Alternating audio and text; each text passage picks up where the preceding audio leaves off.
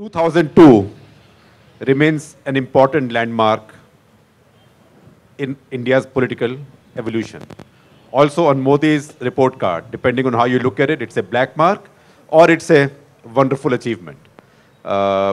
He's been trying to get away from it. At the same time, the fact is that people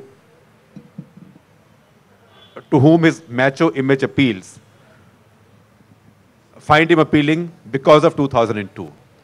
So how much of it is a burden and how much of it is just sort of fuel in the first stage of his engine, if he was a rocket?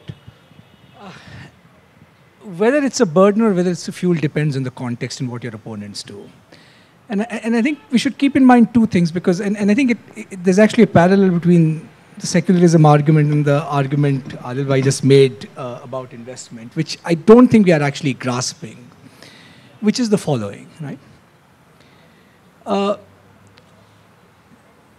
2 years ago, year and a half ago, we would have all said, this is a big burden. I mean, everybody in BJP used to say he can never make it to the top job, right? No, not consensus, no, 2002 hangs and all.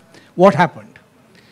Is it that suddenly, the mood in the public changed?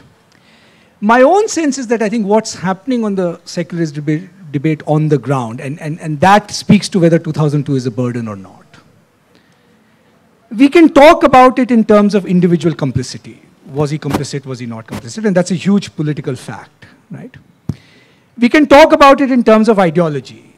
Is he going to shift BJP to the center or make it on the right? But here's a question let's ask both political parties. Okay? Imagine you're a 19-year-old, young, first-time voter, sort of Muslim. Question number one. If you are a young Muslim, are you more or less likely to be discriminated in a Congress-ruled state or not? If there is a riot, are perpetrators of those riots more likely to be brought to justice in a BJP or a Congress-ruled state? And has this deep-seated complex that has kind of grown, where 60 years after independence, we are still doing this bean count. I mean, we're stuck in 1947 at one level, how many of this... Has a Congress culture managed to change that any more than a BJP culture? At that granular level, at some point people are beginning to say we don't see the difference as much.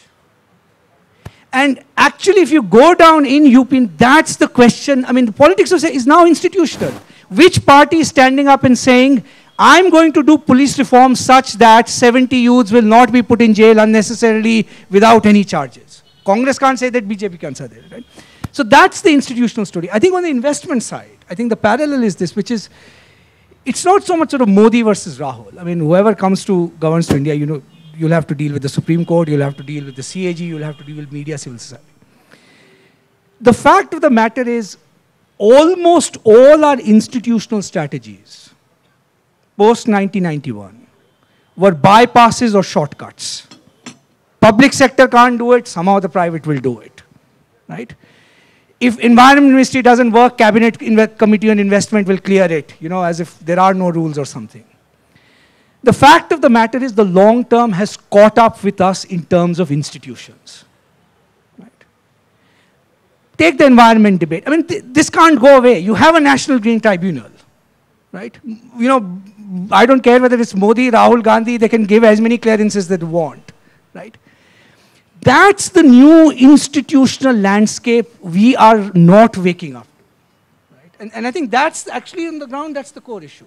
So 2002 is a liability, but unfortunately, because Congress has not spent the last 10 years capitalizing on its victory, the risks of switching seem less.